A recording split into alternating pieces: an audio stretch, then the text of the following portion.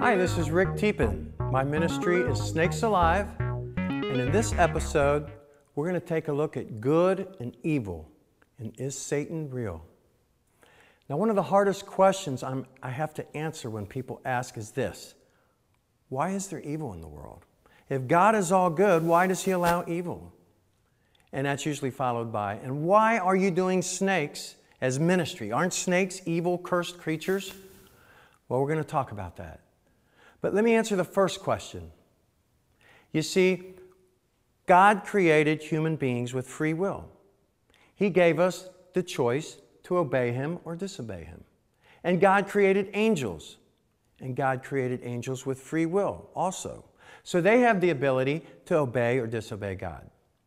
Now, the most beautiful angel that God ever created decided to disobey God and rebel against Him.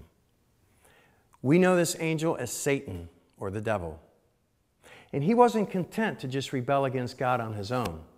He wanted as many other angels and human beings to join forces with him as he could. And this is where the bad reputation of the snake comes in. See, God puts the first two human beings, Adam and Eve, in a garden. And He has one simple rule for them. He says, you can eat from any tree in the garden, but don't eat from the tree of knowledge of good and evil. If you do, surely you will die. So Satan appears to Eve in the form of a snake and tells Eve, did God say you could not eat from the tree of knowledge of good and evil? And she said, yes. And he said, surely you won't die if you do. God just told you that because He knew that you would be like Him if you did. So Eve's curiosity gets the best of her. She eats from the tree, and so does her husband, Adam. As a result of that, sin enters the world.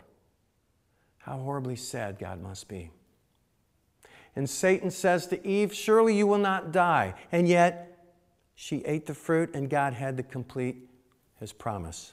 So because of that, animals and humans' lifespan is limited in this form. And people are cursed, and animals are cursed, and everything God created is cursed at that point. And yet God doesn't let the snake off the hook. You see, in the Scripture, right after Adam and Eve sinned, God said to the serpent, you will eat dust and crawl on your belly.